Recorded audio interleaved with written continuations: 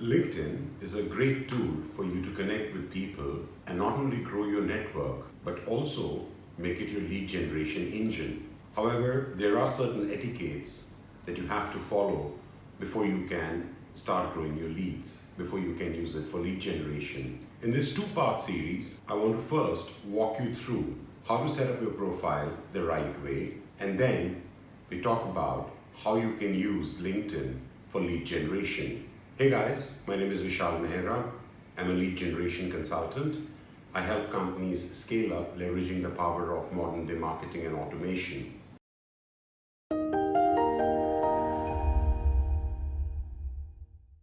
Let's dive in and let me show you how to first set up your profile.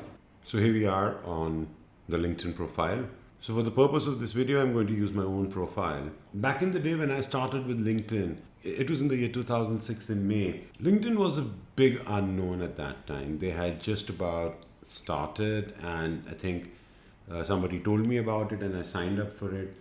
I had absolutely no clue what I was doing here. But being in sales, it showed me that this was a powerful tool, and I could see that it would have a huge potential. At that point of time, my work was more with the European markets, and LinkedIn was not very well known, so I really did not get to use it a lot. However, in 2011, the geography that I was to work in, it changed to the North American continent. And with the change in the geography to North America, I suddenly realized that LinkedIn was a treasure trove for me. And as a result, I started reaching out to people on LinkedIn, started, communicating with them. Even then, I would follow this process of gradually warming them up. And I was always on the lookout for what can I do to provide them some value? What can I do to create a recall?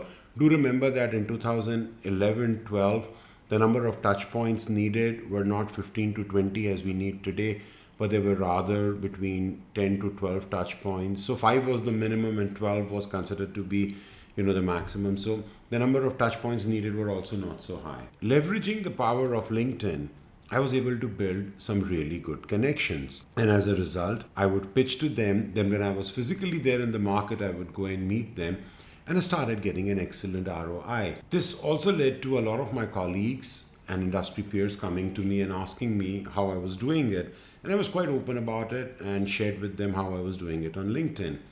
And thereby I started this process of what are the things that you should do and how can you create an impact. Let's dive in and let me show you the basics. So the first thing is your profile picture. Now, this is a pretty basic thing, but more than 50% of the LinkedIn users get it wrong. See, LinkedIn is a professional site, so use it as a professional site. It is a lead generation engine for you. So put your best foot forward. Don't use that picture of your last beach vacation as your profile picture.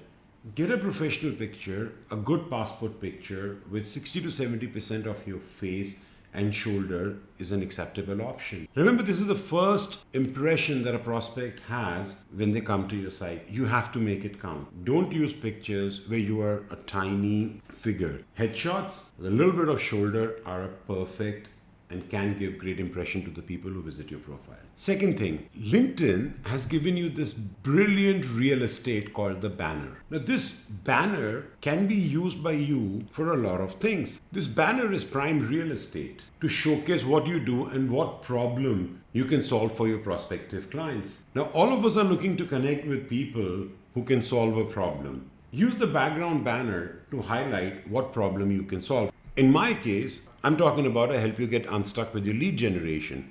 That is my core focus, and that is all the messaging I'm giving here. When you come to my site, you know directly that I am only come to me if you're looking at lead generation or consulting. So I would recommend use this banner wisely. Having the right messaging on your banner is very important. This gives the prospect a certain level of confidence that the message that you are sending and what you are showcasing is the same. Tip number 3 is the headline. So after the banner and the profile picture, the headline is the most important thing that the prospect reads. Give very clear messaging. Don't write the headline as if it was your job resume. Even if you're a job seeker, elaborate a little on what you do. If you're a financial advisor, then say what you can do as a financial advisor. If you're an accountant, then tell them what you do as an accountant. What is it that separates you from the rest?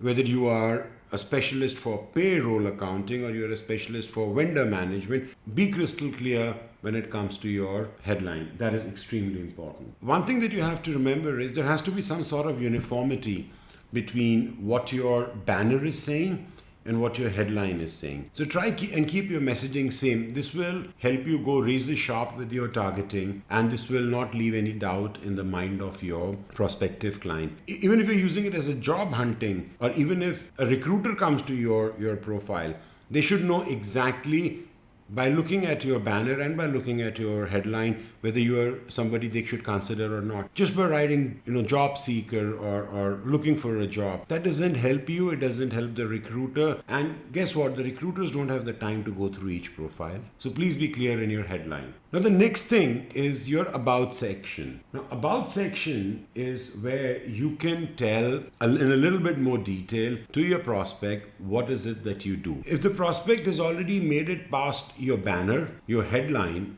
and come down to the about section, then tell them a little bit more. So that means there is a certain degree of interest. So if you look at my about section, I've said I love to help companies with their marketing and sales strategies to make lead generation more effective. Leads need to flow in like clockwork in any business for the business to stay relevant and grow. My messaging is crystal clear. This is what I do, and this is what you should come to me for, and this is what I can help you with. So make sure that you use this about section in a wise manner and showcase to the clients as to what you can do. As we scroll down, we have the section called articles. So let's say you have a prospect, he likes your banner, he likes your headline, he's read your about section, and he sees that you've written articles about it. Now these articles are something where you have a domain expertise. Write articles. Now people do not realize that articles in LinkedIn are very powerful, and they stay like that for a long time to come. These articles are going to be visible even 6, 8, 10, 12 months down the line. If you're not writing articles, do write articles. Showcase yourself as the domain expert. It'll help you a lot in growing. So do remember, articles are extremely important for you. Start writing more. Start writing as much as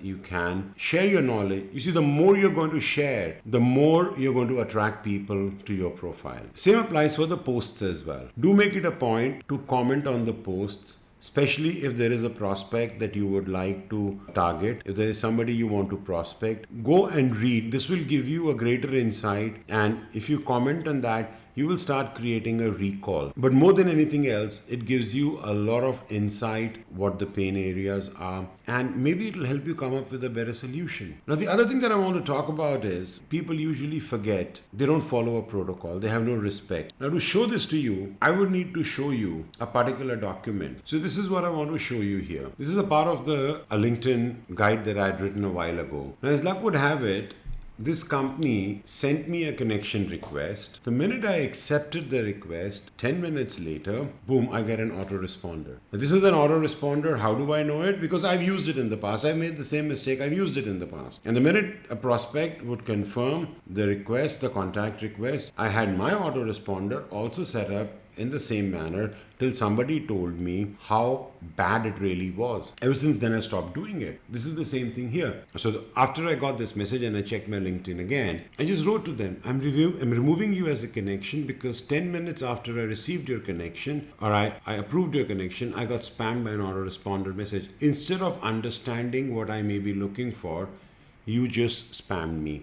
And this is something which a lot of us are doing. So my suggestion, don't do that. Don't send a connection request and then a sales pitch straight away.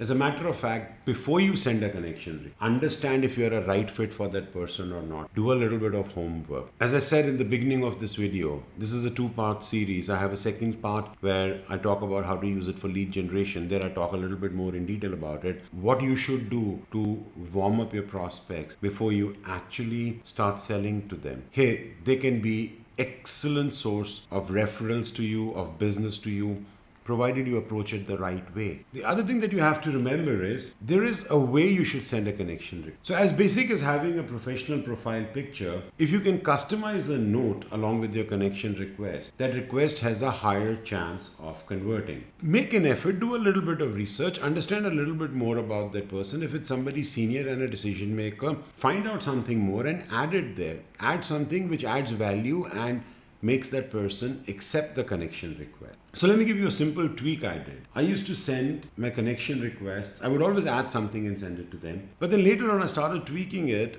and instead of writing, I would appreciate if you would connect with me, I started writing, may I invite you to connect? So after my message, a brief message of whatever I wrote there, the last line would be, may I please invite you to connect? And by adding just may I please invite you to connect, I started seeing a better conversion. I started seeing a better acceptance. Simple gestures, being polite, being respectful, and doing your research, you will get a whole lot more people accepting your connection requests. At this point of time, I would have at least 100 connection requests which I have not confirmed because there is no note to come with them.